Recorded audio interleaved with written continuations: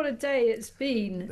Quite extraordinary. And of course, our government's trying to claim some credit, which is the absolute opposite of the reality. But no surprise there. They're all delusional, aren't they? They really, really are. And in the last hour or so, the actions switched to Sharm el-Sheikh in Egypt. Trump's there continuing his interminable speech today. He's been speaking, as far as I can work out, since about 10 a.m. non-stop. And he deserves it. He's loving it. He's enjoying his moment in the moment. And as I said earlier, he's like the kind of ringmaster in the circus of his own triumph. And everybody else has to play their bit parts. Now, he's been quite friendly to most world leaders who were there. But boy, oh boy, did he snub Starmer and Macron. He was seen kind of quite angrily shouting at Macron, and then Starmer shuffling around behind him only about half an hour ago, desperate, hello, I'm here, hello. And then when he finally sort of tried to barge in on the conversation, Trump sort of just nominally kind of acknowledged him and then turned away.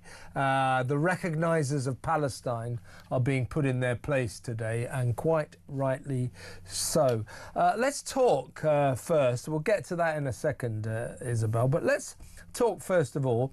You know how the politics in this country works. On a Sunday, the party of power, the government always sends out a cabinet minister, cabinet secretary to do the media rounds. They call them the media rounds. Usually involves Sky News, Laura Kinsberg on the BBC, maybe the 1 p.m. Radio 4 show, and so on and so forth. Now this Sunday, yesterday, they chose the current education secretary, that little class warrior, Bridget Phillipson, and, you know, frankly, she went out there and, talking to Trevor Phillips on Sky News, succeeded in never once mentioning Trump. She did sort of reluctantly give credit to America for its powerful part in achieving this extraordinary peace in the Middle East. America, but not Trump. And then she said that Britain played a vital role in achieving this behind the scenes, vital. That was immediately, almost immediately, humiliatingly knocked down by Israel's ambassador to Israel, Mike Huckabee, who tweeted to say, I can assure you she is delusional, and that she can thank Donald Trump in the interests of getting the record straight when she likes. So humiliatingly slapped down. Then Sharon Haskell, who is Netanyahu's deputy foreign minister, went on the television, and it was put to her. She said, well, Bridget Phillipson said this, that Britain played a vital part. And Sharon Haskell not only said, well, she said, unfortunately, I have to contradict her. Unfortunately, and then she went on to words to this effect to say, in fact, what Britain did was materially delay our chances of getting a peace earlier than we did, because recognising Palestine emboldened Hamas, and they essentially told them that the longer they dragged this war out, the more they might get from people like Starmer, Macron, and that Mark Carney, or whatever his name is in Canada. These three virtue signallers with Muslim problems need Muslim votes. They all recognise Palestine. Sharon Haskell saying, well, actually, don't take credit for this peace today because you actually delayed peace. So Bridget Phillipson was massively and roundly slapped down. I suppose my question to you is, do you think that this Labour government deliberately sends out little women like Bridget Phillipson to lie on the media rounds? I mean, it's hard to know where to begin with Bridget Phillipson, but let me just point to something that she tweeted just an hour ago. I mean, I just think this is so crashingly inappropriate. She's tweeted, I'm looking at it now on my phone, that's why I keep looking down. She's tweeted a picture of herself with her mother in the 1980s. So her as a what looks like a baby stroke young toddler, maybe less than a year old. And she says, here's a picture of me and my mam back home in 1980s.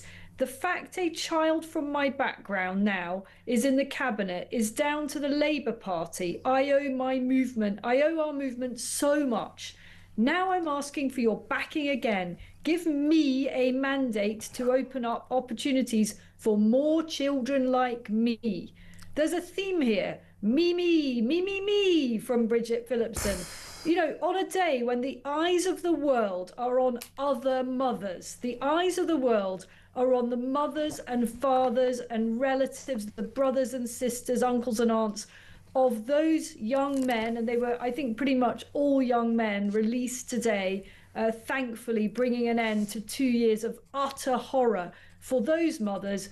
Bridget Phillipson thinks that that is the time to post a picture of herself with her mother.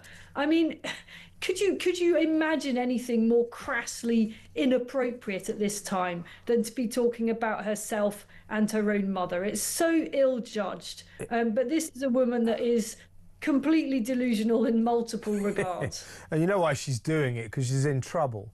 My bet would be we won't see Bridget Phillipson on the media round of a Sunday anytime again soon. She screwed up yesterday, and she screwed up badly. Now, Steve Whitcroft, Trump's envoy, who has played such a major role in achieving this remarkable peace, we have to put a caveat. Let's hope it works. Let's hope it works. But so far, so astonishing. And it's all down to Donald Trump, Steve Whitcroft as well. Steve Whitcroft today, oddly, after Mike Huckabee and Sharon Haskell had slapped Bridget Phillipson down, he sent out a tweet saying, "Oh, or he said that we've really got to pay credit to, yeah, there it is, to Britain's role behind the scene, especially Jonathan Powell." Which is a very odd thing to say. No mention of Starmer or anything like that. Now, this is what my interpretation of this. I think that Donald Trump and Steve Whitcroft have thrown Britain a bone. That Starmer is squirming because of this Chinese spy scandal. Jonathan Powell denying that he stepped in to stop this trial because he didn't want Britain to declare that China was an enemy. Therefore, the whole case fell apart. So Jonathan Powell in big trouble.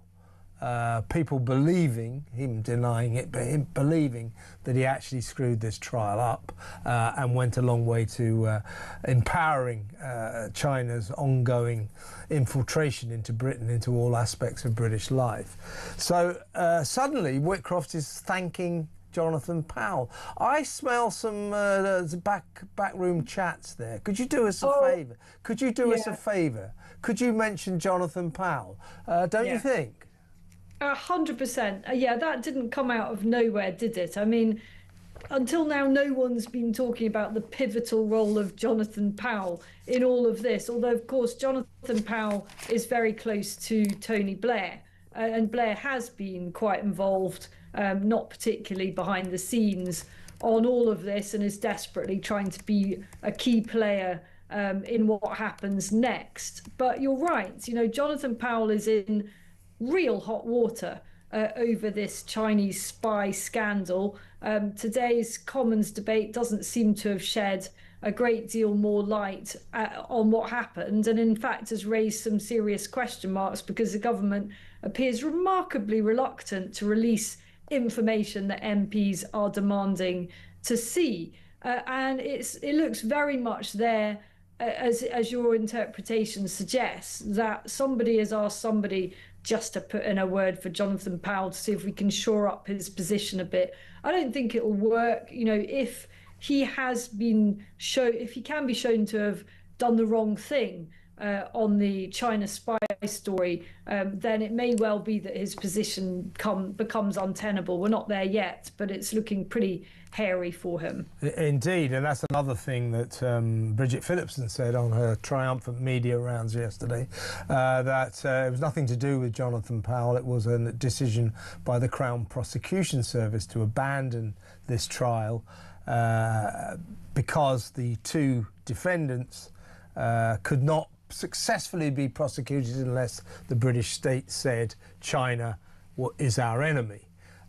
So she said, oh, it's all down to the CPS. CPS not at all happy with her. So thanks, Bridget. Successful day, but good to see that your mam brought you up brilliantly so that you can be in the cabinet. Great to read all about you today, because of course Bridget Phillipson today is very much the story, isn't she? No, not really. Now, just before we go to break, Keir Starmer today in flying out there to try and sort of take some of the glory about this amazing peace deal in Israel and Egypt, Sharm el-Sheikh. He's been called the John Terry of politics. John Terry in 2012, when Chelsea won the Champions League in the final, he'd been suspended because he was always getting bookings and things like that. He was suspended. But when they won, even though he hadn't played, he put on a full Chelsea kit and ran out there to to soak up the glory. Actually, I didn't mind John doing that because he was a big part of the Chelsea success story. But anyway, that Starmer is being called the political equivalent of John Terry. He sort of wrapped himself up in a Gaza peace suit, has shot out there to stand around with Donald Trump and act like he had anything to do with it. Well, as we've just discussed, if anything, Keir Starmer materially delayed this peace. He got in the way of it with his disgusting recognition of Palestine for no apparent reason apart from the fact he needs the Muslim vote. So very embarrassing to see him shuffling around behind Trump. He tried to get involved in a conversation with Trump. Trump clearly sort of snubbed him. And then earlier, that other recognised it. Look at that. Look, go back to your place, Keir. Get away. Go back. This isn't your show. But earlier, Trump, you could see him really going for Macron. So I think America very, very fed up with the three recognisers of Palestine, and Donald Trump making his feelings clear today. Yeah, I mean, Starmer probably just, as always, he just wants to get the hell out of Britain. I mean, it's got to the point... Never hear, Keir. He's spending so little time in the UK that someone actually wrote to me suggesting that perhaps he's trying to be off out of the country for tax purposes. He's spent that many nights abroad that maybe he'll qualify for tax exemptions. And frankly, who can blame him given the scale of the clobbering that's coming from Rachel Reeves? Exactly right. But if you look at the body language in Sharm el-Sheikh, both with Macron and Starmer, oh God, it's excruciating. It is excruciating. And, my question about Keir Starmer really is standing there. This guy who presides over a government whose policies have been blatantly pro-Palestine and anti-Israel, recognising Palestine 3 weeks ago, month ago. Absolutely disgraceful anti-Israel policies, and he now goes over there with Macron to try and suck up some of the limelight as if they had anything to do with it. Bridget Phillipson, Britain played a vital role behind the scenes. No, we didn't. We didn't. We just know we didn't. I think thanks. Look at that. Thanks to Starmer having no shame and going out there trying to take some of the credit. I think it's been a very embarrassing day for Britain, and also because of Bridget Phillipson's nonsense about Britain playing a vital role behind the scenes. I mean, who do these people think they're kidding? The propensity of this Labour government to lie and then lie some more is getting really frightening. I mean, I've never seen a Prime Minister in a cabinet like this, and I've seen a few. They just stare us in the face and tell us fibs. They do, but luckily, I don't think anyone's really believing it. I mean, it's so bad and so blatant that nobody is actually being taken in by this. Now, previously, you could kind of rely on a government not to lie. They might dance around a bit and they might speak in strange terms and so on, but they wouldn't be blatantly untruthful, which I think several figures in Starmer's administration routinely do. I mean, Bridget Phillips... Including Starmer, of course. Yeah, well, quite. Bridget Phillipson this morning trying to say that Jonathan Powell wasn't involved in the substantively. What was it? She said he wasn't involved. The substantive evidential side of the it was very mean. It was very, what did she actually mean by that? Either he was involved or he wasn't. He was involved. He wasn't. That's what she meant. No, but Isabel, he wasn't substantively involved. I'll try they're kidding. They all think we're stupid, don't we? They're the ones who are stupid for thinking we're going to believe her little girl lies. They're like kids who didn't do their homework. I'm sorry, sir, I missed the bus. Yeah, right. Do you remember the Labour government saying, the reason we're bringing in digital ID cards is there's growing public support? No, there isn't. That's another bloody lie, total lie. Vague support for the idea of ID cards has plummeted from 34% vaguely in favour, not massively. They just said, I don't mind the idea of it. That has now plummeted to minus 14%. So they really hated.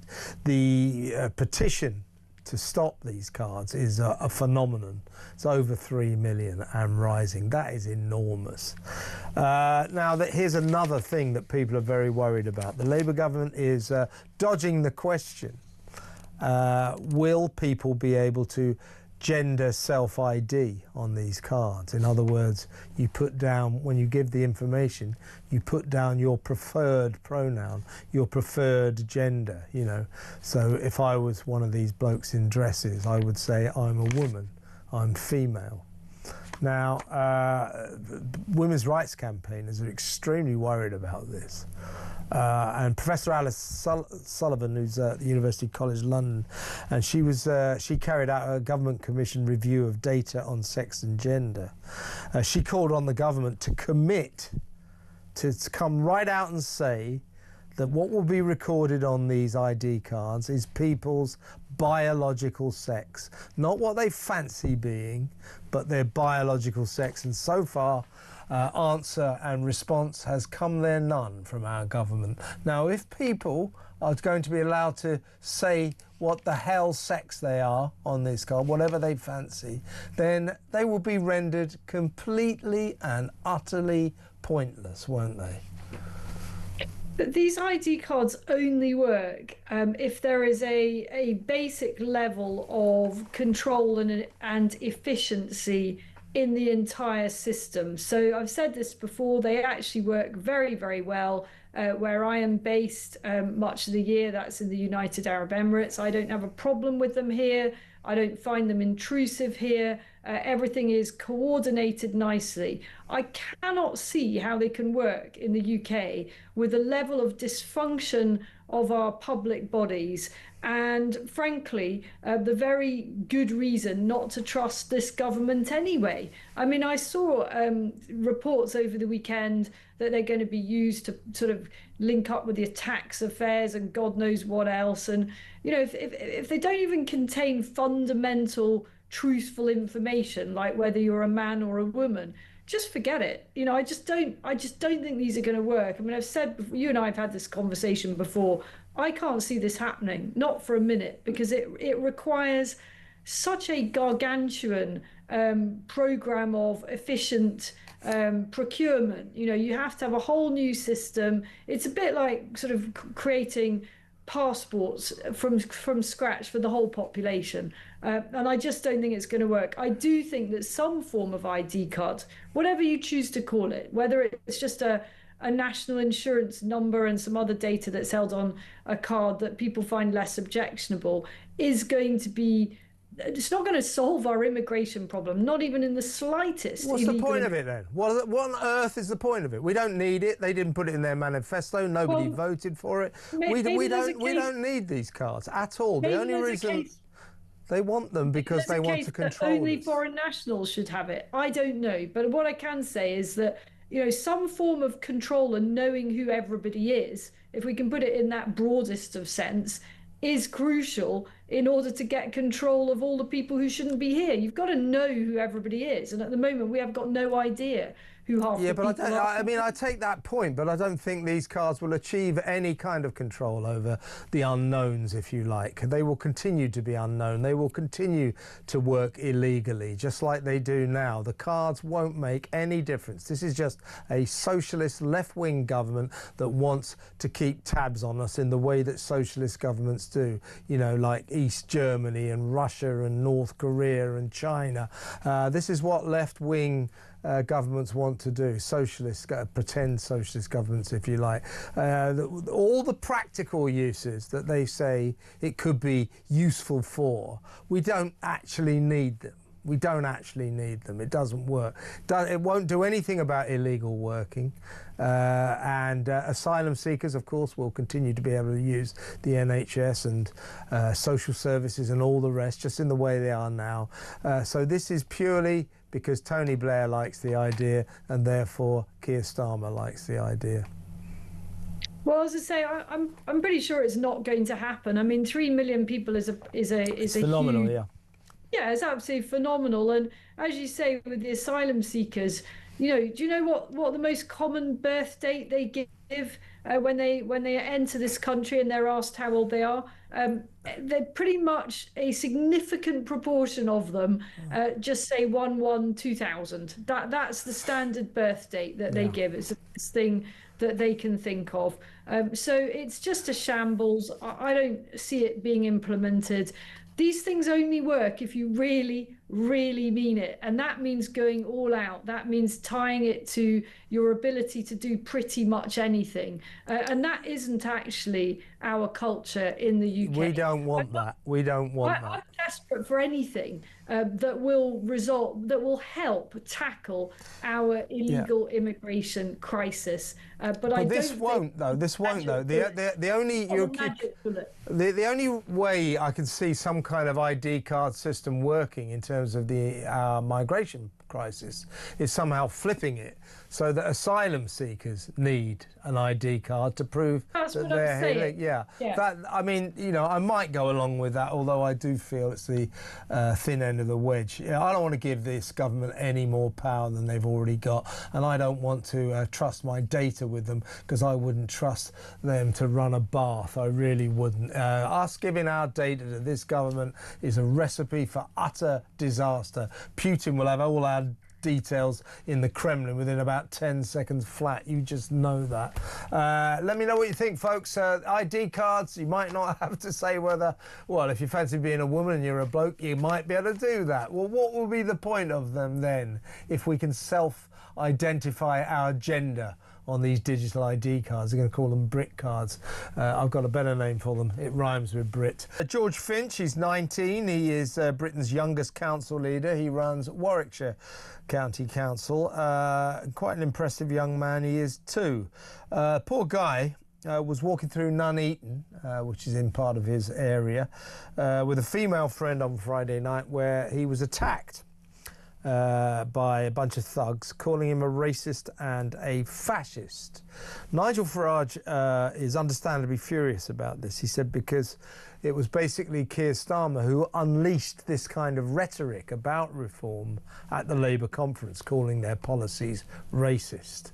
And of course, Zack Polanski, Britain's new irritant, the Green Party leader, he called reform members, reform supporters, fascists. And that Reform is a far-right party. Now, so you've got racist, fascist, far-right, etc. Nigel Farage says that by dialing up this rhetoric is directly led to what happened to poor George on Friday night. Beaten up for his political beliefs, called a fascist and a racist. It's Starmer who unlocked this Pandora's box of over-the-top language, isn't it? It is, and I was really shocked in a way to hear what happened to George Finch. He's an incredibly impressive young man. I mean, I'd heard so much about him as this, you know, youngest ever council leader. He's 19 years old, and you know, I have an 18-year-old son, and he's very grown up for his age. But I can't imagine any 18 or 19-year-old really being capable of taking on the leadership of a council. But I was fortunate enough to find myself on a panel with George Finch at the Reform Party conference about 6 weeks ago. And I must say, I was completely blown away. I mean, that is a young man who you would never guess was still in his teens. You know, he really has on his that head on the shoulders, very wise head on the shoulders. He came across like somebody in their 30s. You know, really quite remarkable. And remarkable people attract a lot of jealousy. I'm sure he is one hell of a target for Reform's political opponents because he is truly exceptional. I think one day we will see him in the cabinet. Perhaps one day he'll even rise right to the top of UK politics. And I'm very sorry that he's suffered this. But, you know, when the Prime Minister and his cabinet use this kind of rhetoric, it does invite people, stupid, ignorant people, to interpret it in their own way and feel that they're doing some kind of good work by lashing out, unfortunately, occasionally physically. And it's going to happen. If you've got the Prime Minister talking about Reform UK being racist, you've got Zack Polanski calling them fascists and far-right extremists. You've got the General Secretary of the TUC, Paul Nowak, calling them fascists. This rhetoric, you know, the more you dial it up, as you indicate, Isabel, it will spill over into the public sector, if you like, and shall we say the less than brilliant members of our society may pick up on that and use it to attack people like poor George, while repeating the kind of language that the Prime Minister's come out with. Once you start accusing your opponents of being fascists and racists, he hasn't quite come up with Nazis yet, but he will soon, then, as I say, you unleash something, and it leads to what happened to George Finch. And, of course, Nigel Farage has said, with this rhetoric, the Prime Minister's pretty much put a target on my back, Farage says. You know, so the government decided to cut back on 75% of his security. So Reform, I think, are paying for it themselves now. But, you know, the poor guy has to be surrounded by security all the time. And calling him a racist doesn't help, does it? No, and it's also just complete and utter nonsense. I mean, I've known Nigel, I've known the Reform leadership for all the key figures for a very long time, and I have never witnessed any racism or fascism from any of them. This is pathetic. It's the lowest, most facile form of political debate from opponents who are truly terrified of the rise of a party that they thought that they could continue to dismiss as a fringe movement and has now been leading in every poll, for about the last, I don't know, 3 or 4 months or something. It's longer than that. So they're terrified and they're just flinging whatever they've got at it. And you know, if you're in Nigel Farage's shoes, your movement around our own country is very, very limited. He can't just go out for dinner or go down to the pub or walk along a high street like normal people can. Completely impossible. I mean, on the positive side, because he's a political celebrity and everybody mobs him wanting selfies, but also because it's downright dangerous for him. Absolutely. And as I say, if you have the Prime Minister, the Cabinet, the leader, the General Secretary of the TUC, the leader of the Green Party, all hurling around terms like racist and fascist, as you say, these are the statements of the politically desperate. They are desperate. And so, you know, like cornered rats, they're lashing out with the worst insults they can think of. You're fascist, racist, you know, the old socialist playbook. But actually, they should try to be more responsible with the use of this kind of language, because it does lead to poor old George Finch, or poor young George Finch, I should say, getting beaten up in Nuneaton on Friday night. And it leads to people like Nigel Farage having to have enormous security details around him everywhere he goes. You know, the Prime Minister should at least we should expect the Prime Minister to be a little more responsible about this kind of language.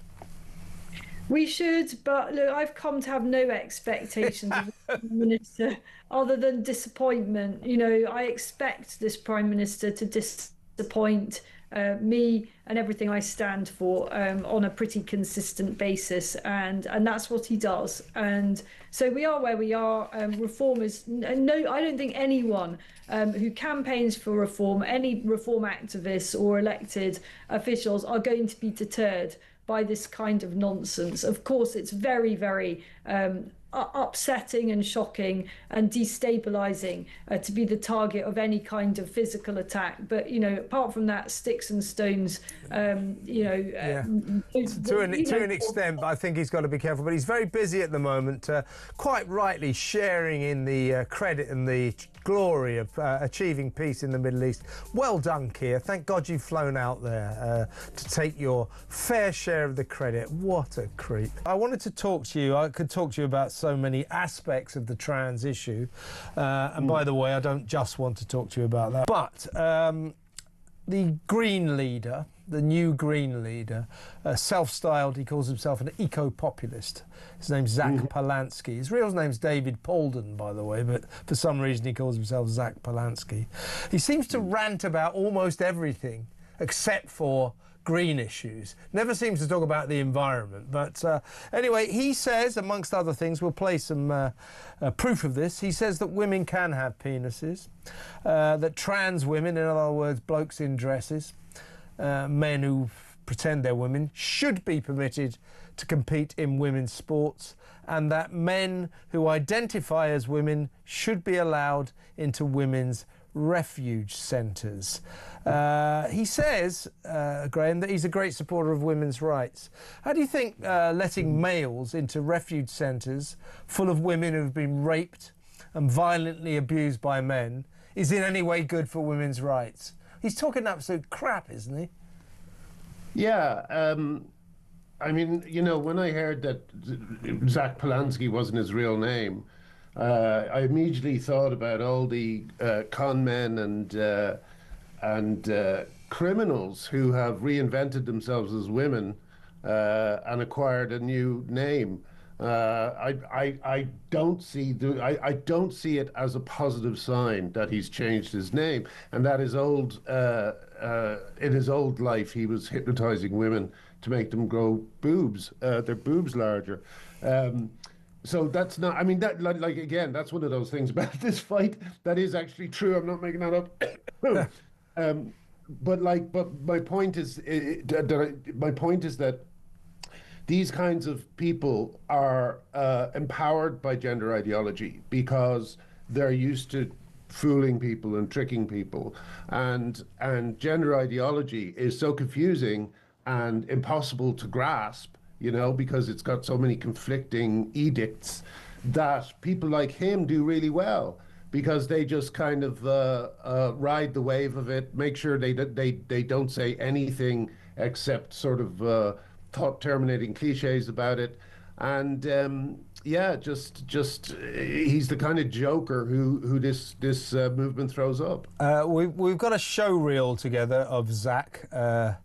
Somebody's given me a caption here: Zack Polanski being mad, but he is like it's like a sort of swirling mass of every extreme left-wing cliche you've ever heard. So when Piers Morgan, for example, the other day said, "Can a woman have a penis?" He said, "Oh, yes, of course they can." You know, yeah, so Piers goes, well, no, they can't. Well, yes, they can. You know, and he really thinks that that it's fine for a bloke to go into a women's refuge centre as long as they've identified as a woman. I mean, this is just dangerous stuff. But anyway, have a look at our show reel of Zack in action. Because as a Jewish man, I feel the genocide very, very deeply. Imagine what it must be like to be a Muslim man and to see who could be your family and your relatives, to see how that's being behaved. Should trans athletes be in women's sport? Yes. What? If a trans athlete is a woman... then of course they should be in the sport that they're participating But they're not a woman, in. they're a man. Well, I think that's deeply offensive. These are totally unacceptable tweets, and I accept that people who are in politics, we get lots of abuse, but let's also face we shouldn't get abuse, and I certainly recognise that women get more abuse than I do, for instance. Does someone with a penis have a right to entry to a woman's refuge? However they identify. Yes, if they identify as a trans person, they've been a trans person for a long time, everyone's comfortable with it. When you have excess power in this country and wealth, which often come together, when that utilises working class resentment, you don't have to be a historian to know there are many times in the history when that's exactly when fascism begins. Graham, one more thing. We've got another little bit of Zack in action. This is Zack on what a woman is. Can a woman have a penis? Yes. It's going to take them a long time on the National Health Service to get rid of it, but that's another separate problem. All right. I think we'll leave it on a woman can have a penis. People can I think you're lacking nuance and complexity about a pretty complicated Not really. You conversation. couldn't have been clearer. I'm clear, because actually when you want to look at the science... You were crystal clear. Ask a simple question. But you're laughing at it, which I think demeans I think it's trans people. Absolutely ridiculous. What have you got against trans people? Why are you punching down? Why are you not saying nothing against the real trans problem people. in I've this already country? told you that I think trans people... You sound like you have a huge problem with trans people. No. It sounds to me like you don't understand what a woman is, which I think is a huge problem for someone leading a party in this country. A woman is a gender. Sorry? You said, what's a woman? No, a woman is a gender. biological and gender female. is complicated. No. Gender is a spectrum. It's not complicated. A woman is a biological gender a spectrum? Is it that binary? Do you think people are born male and female? Not necessarily. Oh, for God's sake. I think it's more complicated than It's that. not more complicated, Zack. Well, it's not more complicated than that if you're a TV show host who wants to make it binary and ridiculous. Zack, you're going to have to work this this stuff out, stuff out, if you want to have a mate, nuanced conversation that actually reflects science, you know, when I asked you if you want to be when I asked you if you want to be Prime Minister, there is not a cat in hell's chance of you ever becoming Prime Minister if you don't know what a woman is. The UK Supreme Court has made it crystal clear. But that's what not the is. Supreme Court's job. The Supreme Court's job is to look at legislation Lay down the law and of then the make a land. legal ruling. OK. So you know more than the Supreme Court? Well, yes, actually, in this case, yes, I do. She said, now, Graham, you've written there some of the funniest sitcoms ever. Could you write stuff as funny as that? That's the thing I always say to people when they say, "Are you ever going to write about this?" But the real thing is so incredibly bizarre. Sorry, every time I put my glasses on, they steam up. I'm like I'm in a Confessions of a Window Cleaner or something. Yeah, they just kind of constantly do that, you know. Sorry, what were we talking about? Well, you know, I mean, the thing, Zack Polanski is challenging Piers. On the science, he's saying to Piers, you're not being scientific. Piers is saying, well, a woman's a woman and a man's a man. It is actually a binary issue. Sex is a binary issue. By the way, my feeling, over the course of time, the trans lobby seems to have separated the meaning of the word gender from the meaning of the word biological sex. Well, historically, there was never any difference. And I still don't think there's any difference. I still think biological sex is a binary issue. You're either a male or a female. I mean, we could talk about intersex people, but that just sort of clouds the issue. You're a male or a female, but Zack thinks it's a spectrum. You know, and you can't be, but it's not binary. It's absolute nonsense. Yeah, and Zack is doing what all trans activists do. He's trying to get that not 1% of a percentage. Sorry, he's trying to make that a much bigger issue than it actually is. People who have what they're called as disorders of sexual development. They don't like being called intersex, and they don't like being used as an argument to get men into women's spaces, you know? Yeah. So, and I know this because I've met a few people with these conditions, you know? Yes. So this is just a typical, and you know, you heard it in his earlier stuff as well, the word genocide about the attack, about the Gaza war. You know, he just uses whatever buzzword the left has agreed to use at the time. Yes, exactly. And genocide and trans women or women are both the same in that they're not arguments. They're just repeated often enough that people begin to assume they're true, you know? Yeah. And it's it's not an argument, you know, and he's just, if you got him into a room with, for instance, someone like Helen Joyce, he wouldn't survive a second. Helen would rip him to shreds. She's ripped me to shreds a few times. You don't want to get on the wrong side of Helen Joyce. No, absolutely right. But Zack Polanski, this is where it gets dangerous. This guy believes now women's refuge centres are places where women, really damaged women who've been raped, women who've been viciously beaten up by men, they go to take refuge basically from men. They don't want to see another man for as long as possible, basically. And Zack thinks that it's perfectly all right to put into the middle of those people, those poor women, some bloke in a dress who says he's a woman. He thinks that's okay. So he thinks, like so many of these people on the left, he thinks he's one of the good guys. He's saying the nice stuff here. Well, that isn't nice for the women in the refuge, is it? That is an affront to women's rights, so women's rights to have their safe spaces, particularly refuge centres. Zack thinks it's okay, you can send a guy in there as long as he says he's a woman, that's all right. That would horrify the women in women's refuge centres, wouldn't it? Yeah. I'm just doing my shirt, Kevin. That's all right. It looks like I've been wearing a kaftan for the whole interview. Yeah, exactly. That's right. And you know, I don't want to constantly harp on about this. I do promise I will stop moaning about myself in the next short while, maybe a month. But like, that is the argument I've been making for 10 years, and that is what lost me my career and my marriage.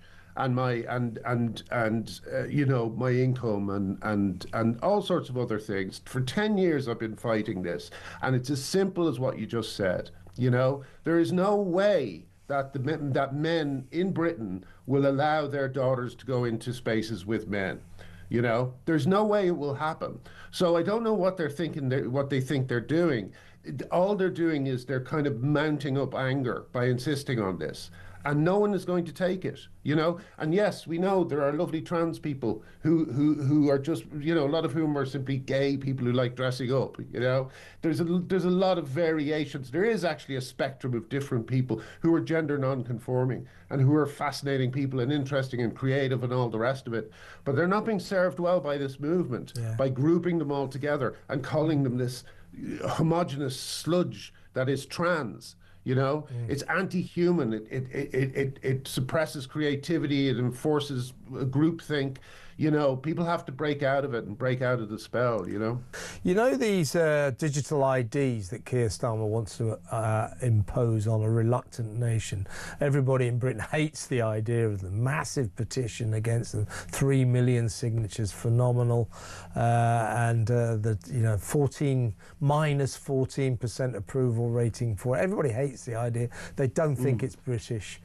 Papers, please, society, all that kind of stuff. And I certainly don't like the idea. We don't need it. They didn't put it in their manifesto. Nobody voted for it. Why are they imposing it on us? So that's one issue. We learned today that they're being very evasive on this issue.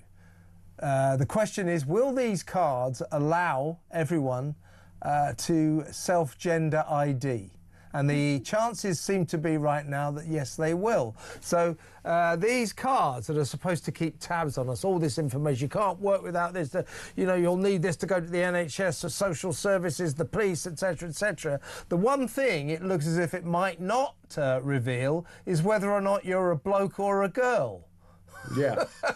Which will render them kind of useless, won't they? Well, yeah, and I mean, like, it's such a strange thing. They either want our information or they don't. And, you know, I just the other day, I mean, according to the rules, and I didn't make up the rules were made up by trans activists. The other day I announced on Twitter that I was non-binary. And that makes me non-binary. That's all you need. Yeah. You know, that's literally all you need to be non-binary. So someone can put down that, and you know, that fluidity might be fun when you're a teenager and you're experimenting and thinking about things, but it's not fun for the police when there's a missing persons report out for a woman and it's a 6'2" bloke who looks like Oliver Reed, you know. It's not good. So Clara, I mean, I saw this the other day, Kevin. There was a missing persons report, and it was a clearly mentally distressed man, and he had a frilly wig on, and he was clearly huge because the camera was looking from below, and they said this woman disappeared a few days ago. We need an urgent call for a woman. You know what I mean? And it's like, you know, you're putting that person's life at greater risk by telling a lie, you know? And it's so strange that the press plays along and the BBC plays along. Damn straight. It annoys me as a journalist. It annoys me as a journalist. Look, my view on trans people is live your life exactly how you want, whatever makes you happy. Once again, to barrister and political commentator Stephen Barrett. Welcome, Stephen.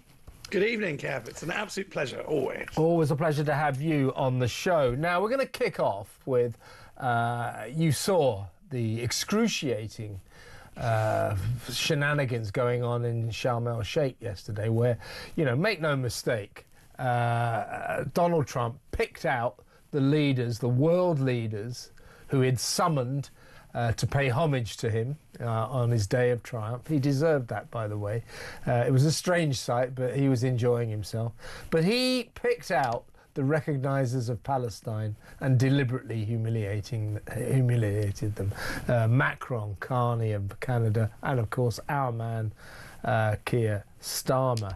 And Starmer, you know, as I said in my monologue, a better operator on the world stage, on the public stage, would have managed to just about negotiate this. But of course, Starmer made a kind of comedic balls up of it. It was just excruciating. People roaring with laughter at this odd little man, you know, behind Trump, called to the stage, then Trump shoving him back.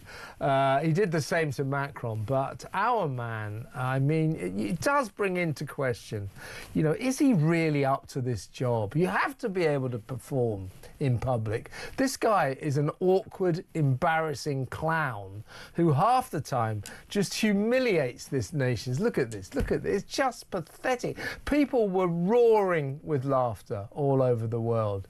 You see, so he thought he was going to make a speech then, and he just shoved him back. Look at that, it's just so bad. And it got worse. So what we've done, Stephen, we'll get your thoughts on all of this in a minute, but we've put together Starmer's show reel of humiliations, embarrassments. It's quite long. We've called it the Starmer Gaff Reel. Here he is, our Prime Minister, who answers to the name of Mr. Bean. Call again for immediate ceasefire in Gaza. The return of the hostages. Have you lost control of your MPs, Prime Minister? Will you rule out...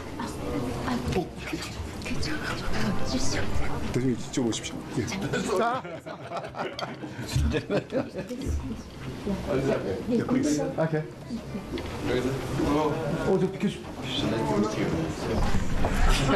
Not lost a game under the Labour government of 2024. It's football coming home, Prime Minister.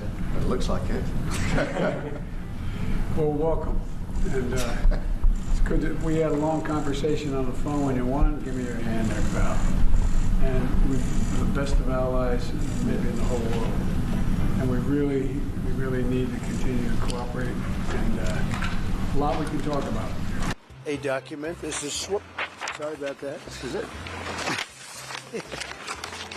A very important document. A letter. He sent his best wishes and his regards, of course, but he also asked me to bear this letter and bring it to you. So can I present the letter from the King to you? Thank you very much. A great, great gentleman.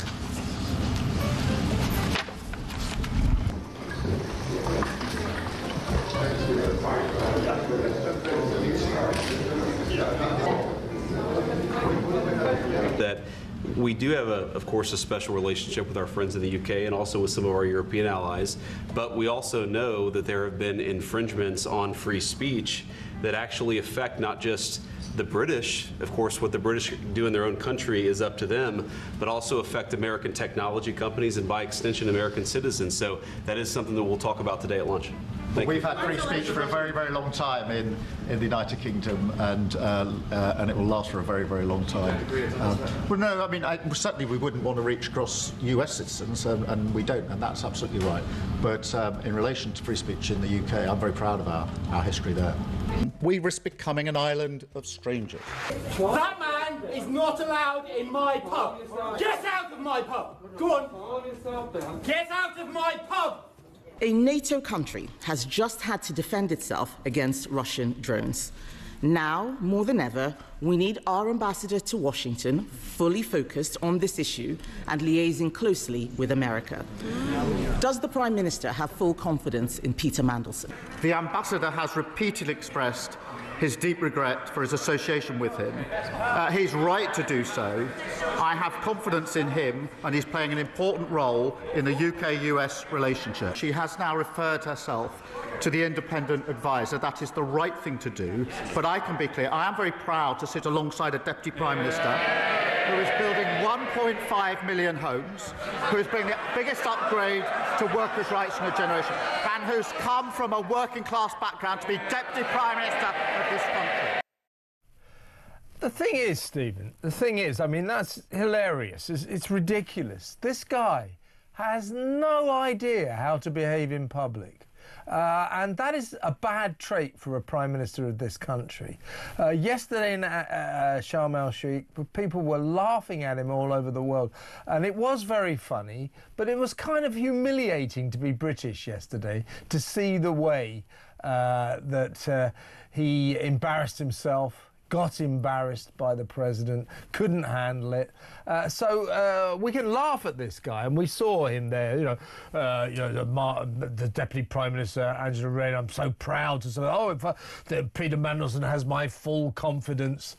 Shaking hands with the Korean president's translator as opposed to the Korean president, and so on and so forth. That awful moment where he looked like a servant picking up the documents outside the White House.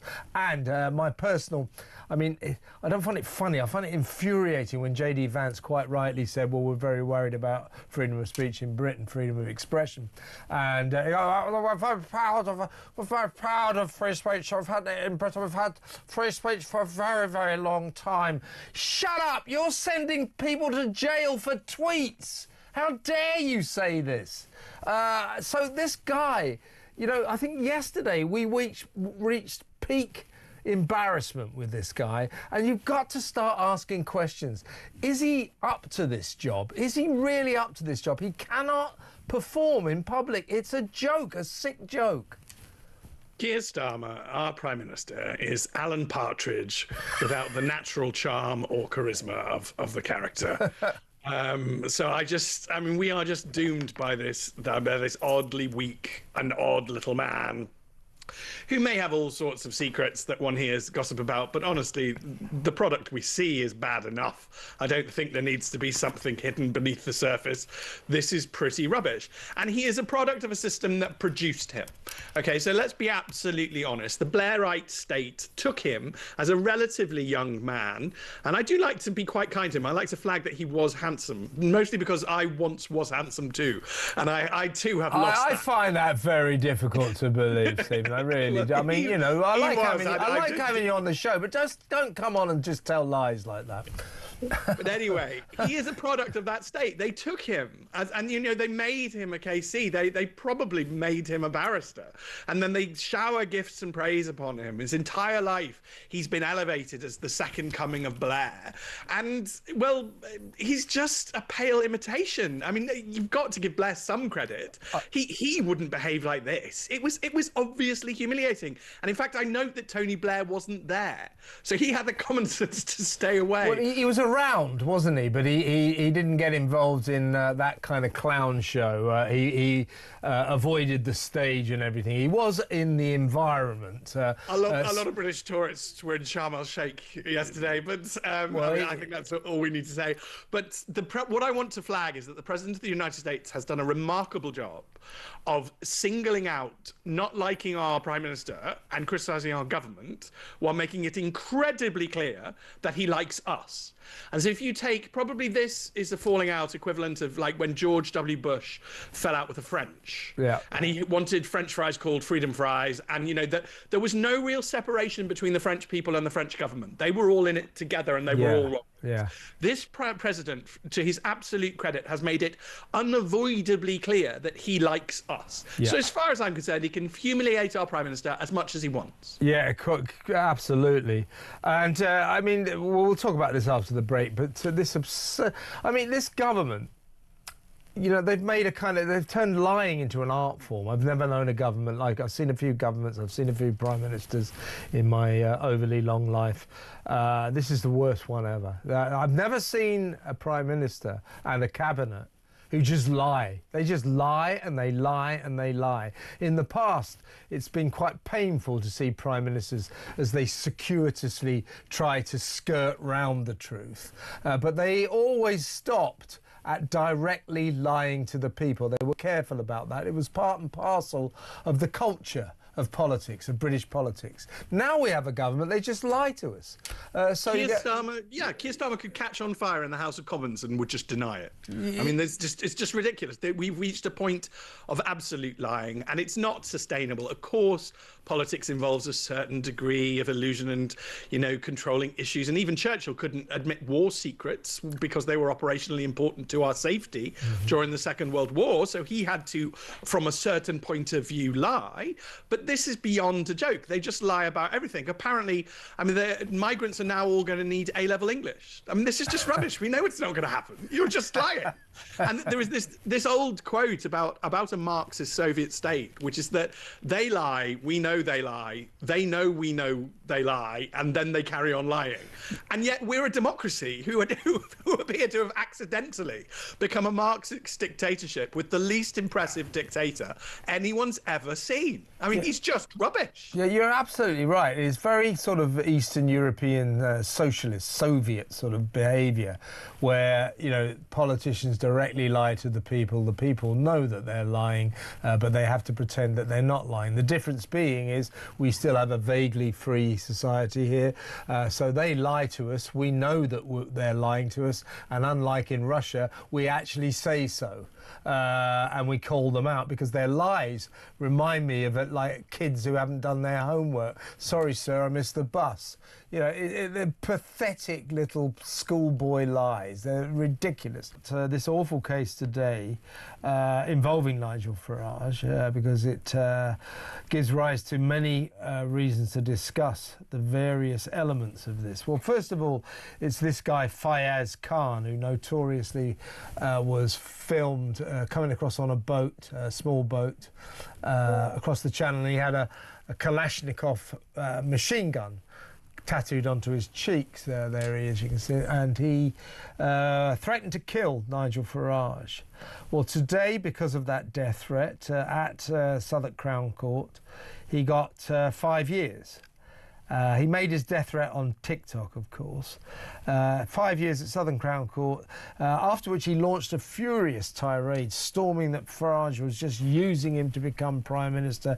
And then he said, "You want to F my life? You want to put me in prison?" As I said, well, yes, correct on both counts. Well, look, let's listen to Nigel straight after the case. This is what he had to say. This violent criminal, somebody with 17 convictions in Sweden, in 18 months' time, he will be in this country, living in a house of multiple occupancy or a hotel. He'll be free to walk the streets whilst his asylum claim is being judged. And the only reason we know about this guy is because somebody sent it to me on TikTok. And it makes me wonder, how many other Madapassers are there now in this country? Or will there be as the boats continue to cross the channel. Well, he's got a good point, hasn't he, Andrea? And what occurs to me about this, first of all, we should, in a little while, talk about Nigel Farage's security, which outrageously was reduced by 75% just about 4 weeks ago. Meanwhile, while the government was busy racking up former disgraced Deputy Prime Minister Angela Rayner's security to the extent she was allowed to keep her ministerial BMW. I don't know what the hell that's all about. Nigel, meanwhile, had his reduced. I'm not saying, by the way, that Angela Rayner isn't a potential security risk. She does deserve protection. But so does Nigel Farage, and I can't understand. Probably more than anyone else, Nigel Farage deserves state protection, and I can't understand why they've reduced that. But let's talk about that in just a second. Let's talk about the increasing danger that it seems to me our escalating migrant crisis is presenting to the people of this country. So we've got this guy. Meanwhile today, a court case started. We've got to be careful here because the suspect denies it. He's standing in court pleading not guilty. His name is Deng Choi Majek. He's a Sudanese asylum seeker.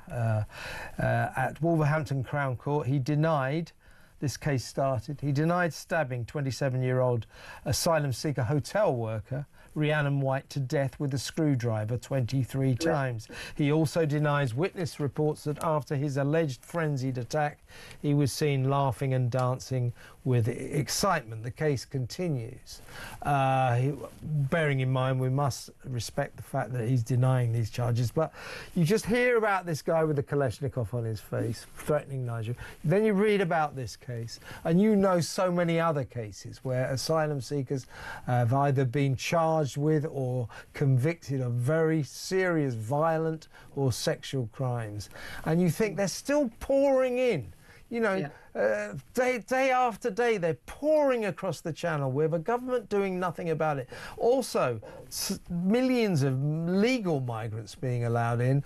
And, you know, it seems to me we're reaching crisis point. This lack of any policy to deal with this migrant invasion by this government, I think is putting the people of this country at great risk, don't you?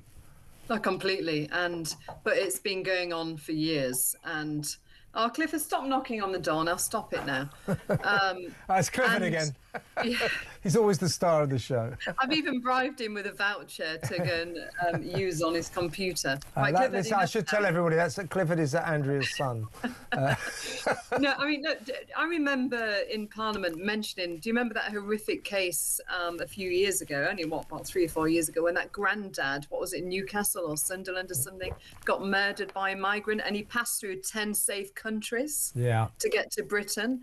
And this is, the thing is, we have got this flag in Britain which says, come here with soft touch, you get everything you want, and there's a two-tier justice system. And you're right, it is getting worse. I mean, that poor girl, it's horrific. She'd been working in a hotel, wasn't she? Then to get stabbed with a screwdriver. And the Nigel situation, I mean, hallelujah that someone's been convicted for a centre-right politician, because I mean, the amount of time, look at the milkshake situation, got let off, that girl got let off.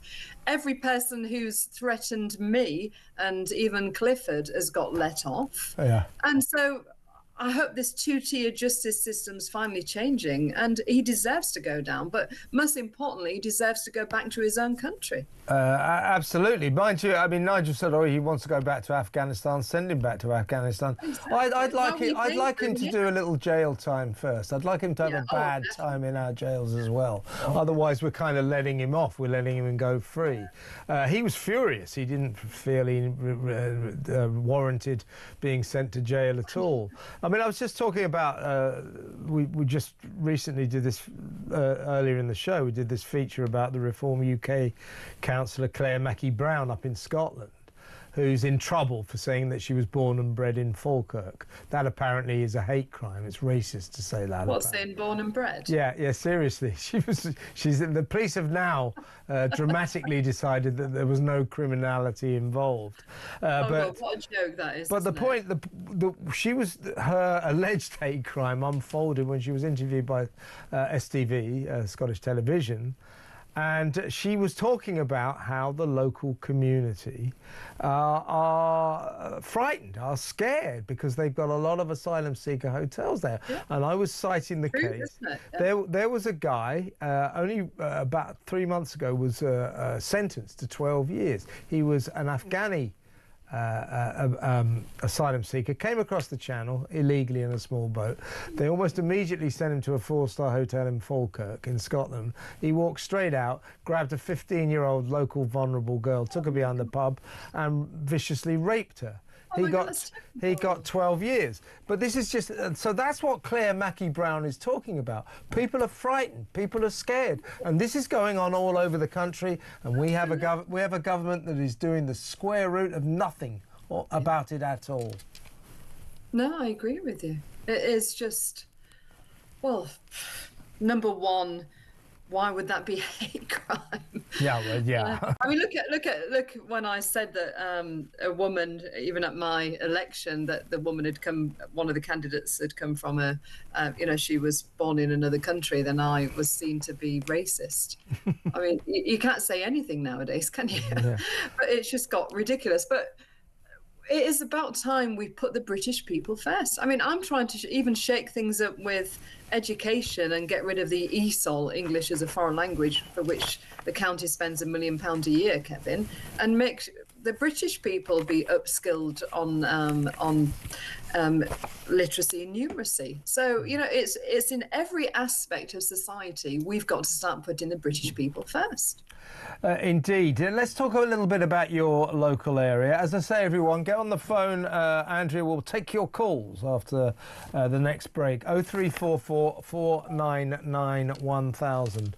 What should we call it? Call Andrea. I could do better than that, couldn't I? But not exactly the most imaginative. You could do AJ Talks. Yeah, Talks there you go. Yes, let's do that. Yeah, Jenkins. Yeah, call Jenkins. AJ Talks. Well, we know that already. So listen, let's talk about Ed Miliband. By the way, he's off to Brazil with about 450 British delegates next month, in a couple of weeks, where he will spend £4 million worth of taxpayers' money. Oh yeah, achieving the square. And you're taking a big delegation, didn't we speak on your show? Yeah, about 450, we think. 450, 470, all flying there, business and first class, in great big jets, just completely ruining the environment, talking about saving the environment. It's pathetic. And I got hammered by the left for wanting to employ 3 staff in my team when I had none. And I've been hammered by the media for that. Andrea, go into the net zero business. They'll let you employ 1 million people. But he is, it looks like he's hell-bent on destroying Lincolnshire as well, with his energy development. So I've seen the story I'd love to bring him to Lincolnshire. He is... he's seen as... an evil figure, actually, in Lincolnshire, is trying to desecrate our countryside with 40,000 acres of solar farm on agricultural land. And what about food security? We feed Britain, and he's just signed one off today as well. Well, there's a local reform councillor up there called Sean Matthews, a former copper. Yeah. He says that rather than let Ed Miliband's bulldozers wreck the Lincolnshire countryside, he wants to build these huge solar farms, doesn't he? And not to mention windmills. Sean says he'll lie down in front of the bulldozers. This could be coming to some kind of a head, couldn't it? Yeah, I mean, look, I think we need to do lots of things to try and frustrate things, it's planning permission. I think we need to look at what infrastructure projects is needed, make sure we thwart that, and try and delay it until the next election. I think that's what we need to do at the county, actually. Yeah. Let's go back to the kind of violence that's going on. Well, Nigel Farage being targeted, but also, of course, last Friday, George Finch, the 19-year-old Warwickshire council leader, Reform UK guy. By the way, I don't know George, but people who've met him say everyone always goes, he's 19, 19, 19. That's all they ever say about him. I can understand that.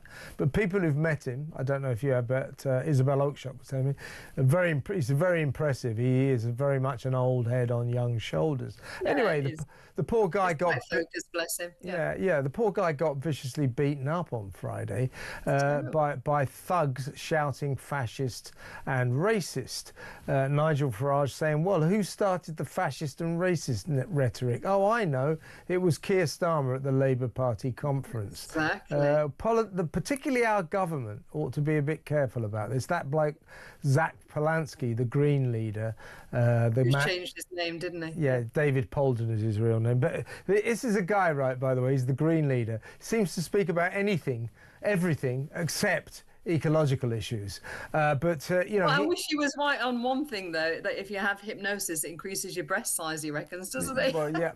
Well, if you listen to him... We'll all be queuing up for hypnosis as women. Yeah, no, I think if you listen to him on trans issues, no doubt he could increase the size of women's penises with his hypnotism. He called reform fascists and racists as well. Oh God, they all do, don't they? But it leads to people trying to kill Nigel Farage or beating up poor George Finch. You know, I'm all for free speech, but people in government, in particular, politicians, should be a bit more responsible about what they say, don't you think? But look, even the former deputy leader of the Labour Party, former deputy prime minister, Angela Rayner, look at the stuff she's said over the years. This is Labour, isn't it?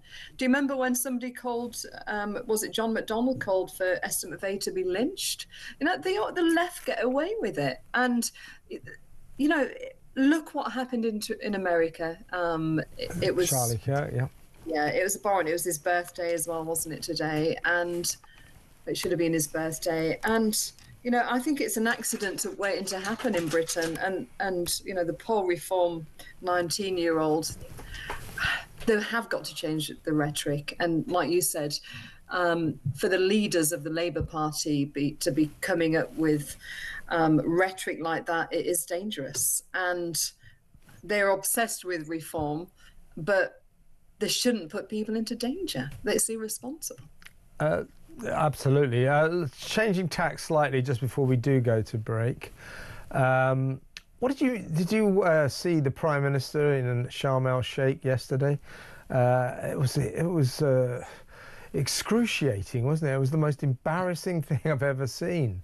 Him shuffling around, trying to sort of... I thought Trump was cool, though, didn't you? Yeah, well, Trump, it was Trump's day, as I said. He was like the sort of ringmaster in the circus of his own triumph, absolutely loving it. But he went out of his way to embarrass the Palestine recognisers, as in Keir Starmer,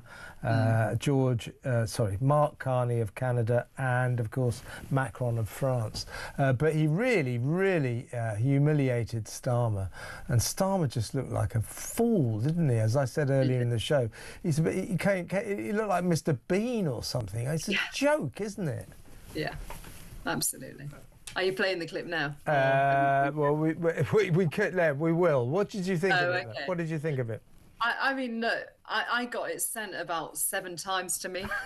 Said, have you seen this? Yeah, from constituents. And it was embarrassing, but it wasn't the first time, was it? Look how when Trump dropped his papers, he was there on his hands and knees picking them up. He's just got no gravitas, has he? No, he hasn't. What did you make of the barefaced lies that this Parliament, this government, has been trying to tell about its alleged role in negotiating the peace in Gaza?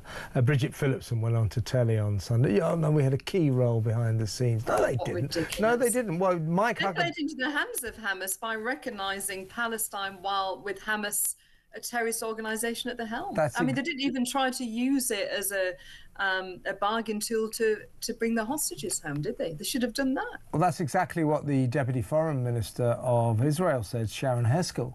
She said, not only did Britain not play any role whatsoever in the negotiating of this peace. You actually delayed a potential peace by recognising Palestine. So you actually materially got in the way of peace by recognising Palestine. And the reason that Britain wasn't involved is its policies ever since Labour came to power have been blatantly pro-Palestine. It's an old Labour fixation, Palestine, and blatantly anti-Israel. Simple as that. Yes. Completely. And I wonder what Greta's going to do now. What about a flotilla? What she's going to do now? She'll have to find somewhere else to sail to, won't she? Let's talk, guys. I want to do a couple of different type of stories with you. The first one is about Angela Rayner. And then I want to talk to you about the recurring story that keeps on happening. The ludicrous empty gesture that Premier League footballers are now going to resume taking the knee in the Premier League, the Football Association's bid to beat racism. Well, they've been doing it for about 4 or 5 years now. You know, there's still no black managers in the Premier League. I haven't seen a black referee for a long, long time. So I'm not sure that racism in football has been stamped out by footballers taking the knee, and yet this virtue signalling nonsense will be resumed this weekend. I'll see it myself when I see my team Fulham beat Arsenal at least 4-0, I would imagine. But we'll talk about that in a minute, because I want first of all to talk about the kind of sickening hypocrisy that is so common in Westminster. So, you will recall during her Labour opposition firebrand days, Angela Rayner campaigned for ministers who had to step down or got sacked for breaking the ministerial code not to get payoffs. She campaigned for that, very vocal. It was corrupt, you can't do that, don't take the money, you've broken the code. Well, guess what? Guess what? Our shamed, disgraced former Deputy Prime Minister and former Housing Secretary has just, who, by the way, was forced to step down for breaking the said ministerial code, has just accepted her £17,000 ministerial payoff. Doesn't that sum our politicians up? Does it? She's so hypocritical, it makes you want to puke. Oh, it's terrible. You know, there's almost a thing with the Tories. Everyone expected the Tories to behave badly. You know, that was always baked in. But with Labour, they said we're going to clean up this mess. And I think the sanctimonious hypocrisy is probably the #1 reason why Labour are tanking in the polls, and Starmer's got the worst approval records into modern living. And so with Rayner, she is just an encapsulation of all of this hypocrisy. You know, they sweep into power, massive majorities, all about transparency, it's all about integrity, it's all about effectively their own version of draining the swamp. But they've done none of those things. They're just feathering their own nests. And who's paying for it? Us, the taxpayer, the suckers as always, who basically allow them their lavish lifestyles of ministerial cars, they're paying the energy in their second homes, strutting off to various climate conferences and the next G7 or G20 or whatever it might be. And this is the thing that most people are concerned about. We've got a cost of living crisis that's been going on for half a decade. People are really struggling to make ends meet, but we're still paying our taxes. And we're paying our taxes to that lot to strut around with their lavish lifestyle. And when they're not good enough, or they're busted and found out, they still get more payoffs. And what will happen beyond that, they end up getting great jobs, working for their cronies, their donors, and then they come back again into power and do it all again. And so whether it's the Tories or whether it's Labour, it's two cheeks in the same backside, and that is why the public are utterly sick of them. And that is why Reform, on the latest polls, look like they're going to clean up in the next election. Reform have got their flaws, but people don't care anymore because they have had enough of these two parties. The sad thing about this, though, we've got 4 more years of this nonsense. Yeah, exactly right. And but Comrade Rayner You know, I mean, she, as I said in my monologue earlier in the show, she's like the hypocrite's hypocrite, isn't she? I mean, you know, there's this scion of socialism and left-wing politics for the people. You know, busy buying herself an 800 grand seaside flat in Hove and then dodging out of paying the correct stamp duty on it and then lying through her teeth to try and get off the hook, then effectively gets sacked. I mean, she was, as they say in politics, resigned. She was told, look, you're going to have to step down, which she did, and then accepts the payoffs that she campaigned to stamp out. She said ministers who have to leave their jobs for breaking the ministerial code should not get ministerial payoffs. I utterly agree with her. And yet when it was her turn, suddenly she forgot all about her campaign and took the 17 grand. I say to hell with her. It's ridiculous. I mean, this is the thing. If you look through their back statements, so when they're in opposition, whether it's on social media or statements made at comps, whatever, I mean, there is like a treasure trove of the very statements they're now doing themselves. And it's just ludicrous. And this is why people really dislike this government, because we're willing to give them a chance. And it wasn't this sort of thing when Blair came in '97 that, you know, people wanted to change, look like government in waiting, and were actually refreshed by the idea of Labour back then. Now it was with a heavy heart because people were just sick of the Tories. But I thought, we'll give them a chance. You know, there's a lot of problems. They might solve a few. But actually what they've done is two terrible things. Firstly, they made a lot of the problems worse. You know, look at the economy, it's tanking.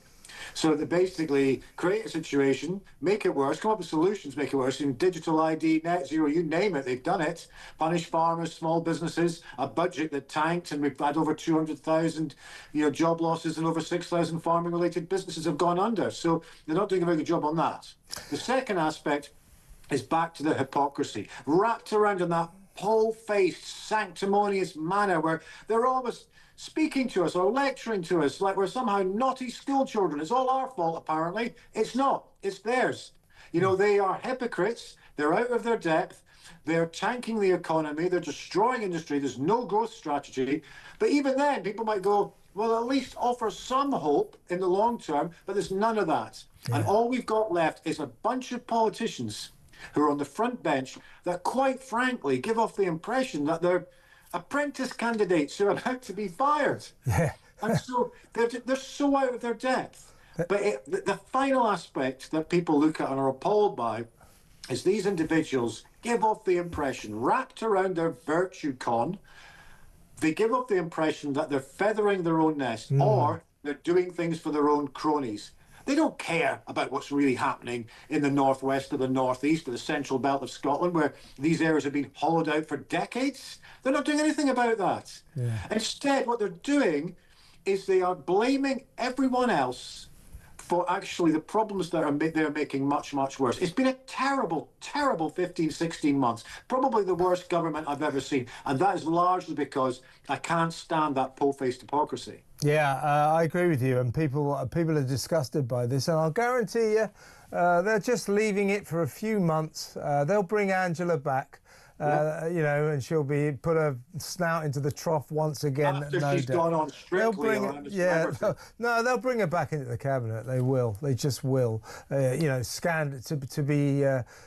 to have to leave your job in disgrace in politics, you know, it's a matter of weeks or months before you come back. It's a disgrace and it's disgusting.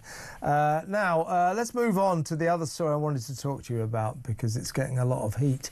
For some reason, I can't quite work out. I think it might be because it's Black History Month. Nothing wrong with that. The Premier League footballers, for the first time this season, will this weekend resume their practice of taking the knee in order to take a stand against racism. I'm a regular footballer attender myself, and I know that the fans just hate it. They don't hate the concept. They don't hate the idea of standing up to racism. They hate the crashing, ludicrous emptiness of the gesture that has achieved the square root of sod all in stamping out racism in football. As I said earlier, there are no managers of colour, black colours, ethnic managers in the Premier League, I think I'm right in saying. I haven't seen a black referee probably ever. Certainly not in the Premier League. So, you know, sure, there are a lot of players of colour, but, you know, in terms of managers, coaches, referees, you don't see many of them. So I don't think it has stamped out racism in football. And I think what appalls football fans is, why are you assailing us with this nonsensical virtue signalling that actually started when George Floyd got killed in 2020? You know, what has it done to stamp out racism, this nonsense? Don't virtue signal. Don't waste our time. It's ridiculous, isn't it? It is. You know, we all agree on racism has no place in any form of society. Of course not. You know, whatever it is, you know. But I think the other side of it is that actually football, in the late 70s, early 80s, they were actually pioneers for enabling black players to come through. I mean, West Bromwich Albion were a perfect example of that in the late 70s and 80s, and then more and more players came through, and it added so much to our game. And I think English football were pioneers of that. But I think there's been elements, not just in the UK, but overseas, it's actually worse, obviously, in terms of racist chants, and that deserves to be called out. And I think the authorities, you know, should be naming and shaming any individual who does that. That's the main thing. You know, stop the individuals who are doing it. Let the authorities deal with it. But to actually have this sort of symbolic gesture that is empty, and if anyone dares to criticise that, then this is how ludicrous we are right now in terms of the kind of cancel culture. If anyone dares to go, why are they doing that? What purpose is it serving? Then they're accused of being a racist. Being racist themselves, exactly. Yeah, it's just nonsense. It's like people who go on about net zero and have problems with that. They're accused of being a climate change denier. Or it's people, for instance, who criticised lockdowns. They were somehow COVIDiots. And we have this pattern. Another one at the moment as well, for instance, is questioning illegal migration. Well, you must be a racist. Racist, yeah. I mean, look, James, I go to football a lot. I mean, OK, I'd support the most middle-class club in all of football, Fulham, yeah. Yeah. Do you remember when Roy Keane said, I can't believe it, at Old Trafford now they're selling wine. We at Craven Cottage said, well, we've got a wine list. I've been there many times. Yeah, I mean, you know, but what I'm saying in a long-winded way, and I do go to a few away games as well. I don't see any racism from the fans. I don't see any racism. Very, very acerbic chants, but not racist chants. So I'm not quite sure what this is aimed at. It's called No Room for Racism. And I'm not sure who it's aimed at. Who is it supposed to be aimed at? I'll tell you who it should be aimed at. The Football Association and football clubs, who should begin to consider people of colour to be managers, to be coaches, to be referees. How about that? Yeah, I mean, I think this is the whole thing. It's about pathways from, you know, ethnic minorities coming through any industry, you know. And football, as I said, back in the sort of 70s, 80s, we're pretty good at that. I agree there's more that can be done, especially in managerial and coaching point of views, and it's, you know, certainly that needs to be looked at. But I've always had, as someone who is involved in campaigns, it's part of what I do, amongst many other things. Campaigns have a purpose. They've got purpose. If there's some action, if there's actually some deliverables and some outcomes, and they actually achieve something. Otherwise, it just looks empty. And it's an important debate, but the gesture is empty. And there's far too many gestures floating around our, you know, society, public affairs and politics right now.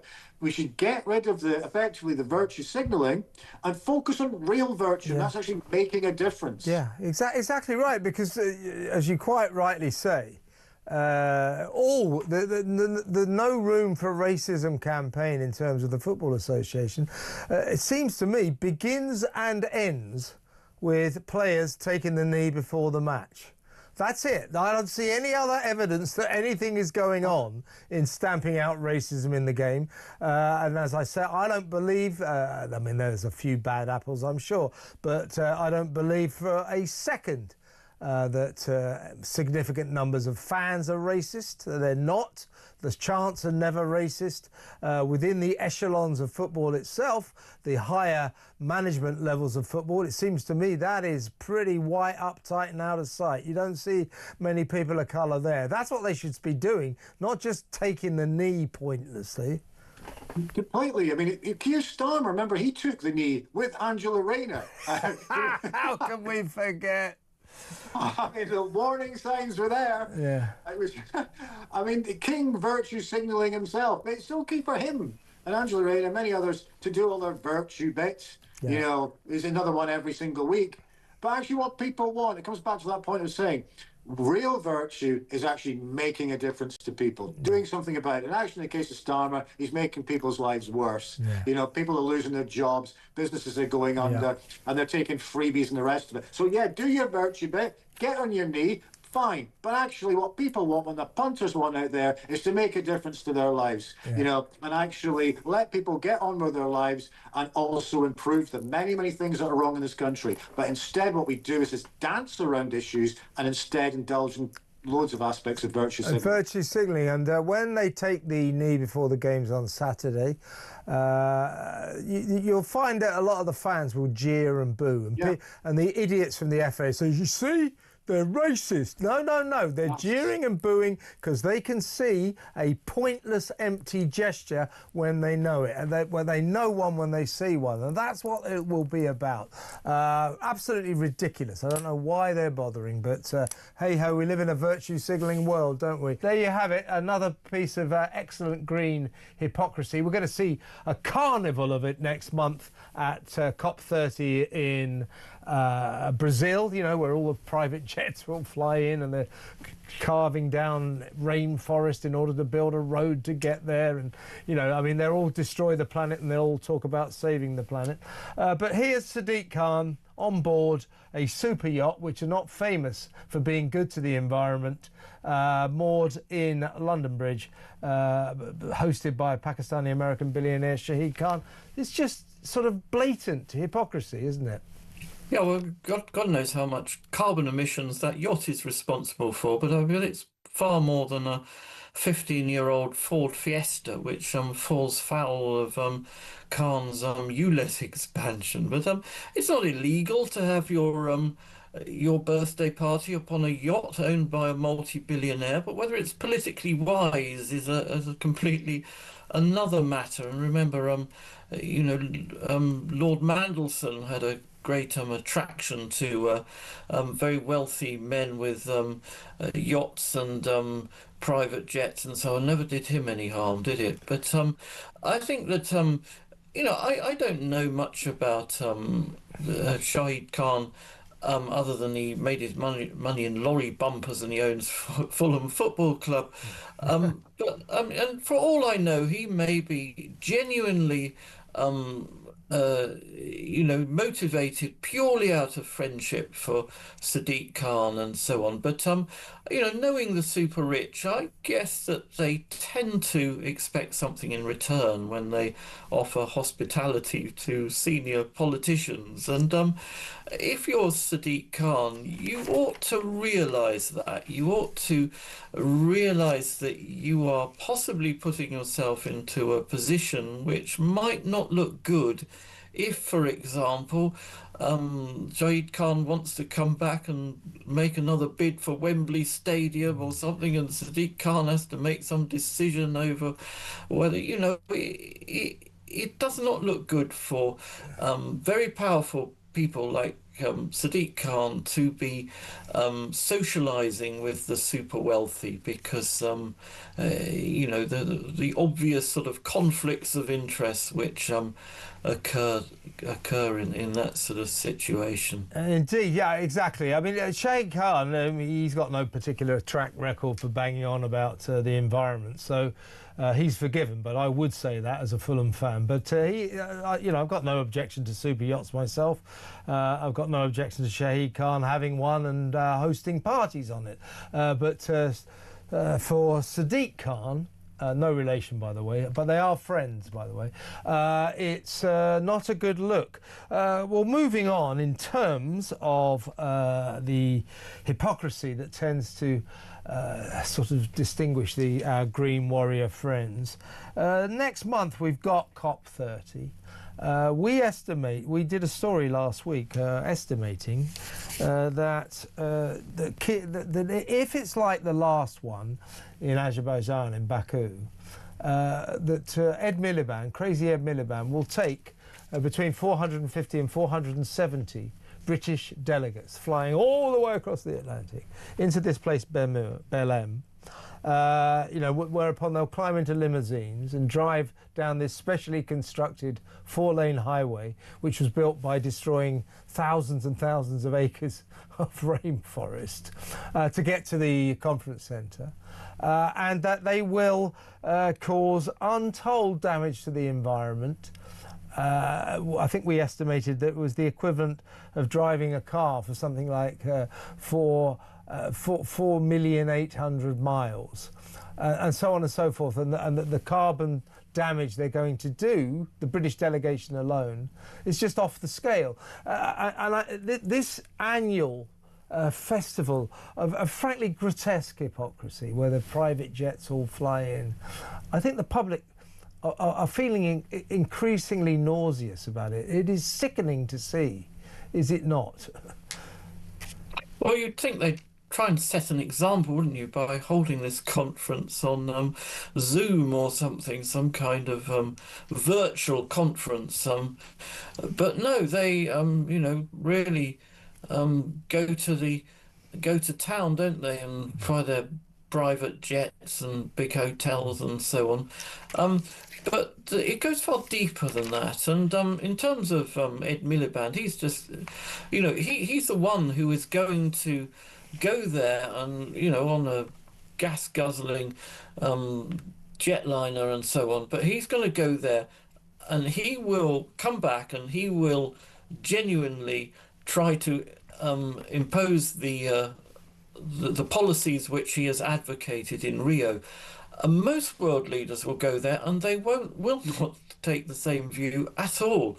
Last time round, didn't we? We had President Lula of Brazil, we had Justin Trudeau of Canada, who were both really hot on this wording of the communique. It was going to have to say we're going to phase out fossil fuels, not phase down fossil fuels, but we're going to totally phase out fossil fuels. And what did they do? They went home. President Lula has the ambition to make Brazil, I think, the 4th biggest oil and gas producer in 2030. Justin Trudeau, opened up some more Canadian tar sands for exploitation. They really went to town on their opening up their fossil fuel industries, while advocating to the rest of the world that everyone else should phase out their fossil fuels. So that's where the sort of even bigger hypocrisy comes in. These were our estimations of what the British delegation, but bearing in mind, by the way, you can multiply it, 70,000 hypocrites will be descending on this place, Belém, next month, a couple of weeks. 450 of them at least will be British. Last year, Starmer went as well. I don't know if he's going this year, but he probably will. You know what he's like. He loves an aeroplane trip. Anyway, it will cost us, on the basis that 450 or so go, will cost us £4 million in terms of air flights and hotels. And in terms of the environmental damage, the carbon footprint that our delegation will inflict on the planet, it's the equivalent of 7.8 million kilometres of driving a car for 7.8 million kilometres, or taking 23,000 air flights round trip from London to Paris and back. 23,000. That's how much damage we're going to do to the planet. And they're going to get there, old Ed, and say, we've got to save the planet, we've got to stop all this damage, we're doing it all, we're going to say, I mean, they're destroying it, almost in one fell swoop by all flying to Belém, aren't they? Yeah, well, I mean, if you want to cut your personal carbon emissions, I mean, by far the most effective way of doing it is by not flying. And, you can take a flight, you can easily, double your carbon emissions for that year. So, I mean, you know, there's about half the population as well who never fly anywhere. So, you know, when it comes down to sort of personal carbon emissions, people like Ed Miliband are right way out there at the top compared with the rest of the population. But of course, it's the rest of the population who can get lectured to. No, you can't drive your petrol or diesel car. No, you can't have gas central heating. You must have a heat pump and so on. And yet, you know, the people telling us this, you know, I mean, Ed Miliband's not the worst, but, you know, look at Al Gore's carbon. Oh, yeah, him, yeah. But I mean, Ed is our clear and present danger at the moment. Really ridiculous.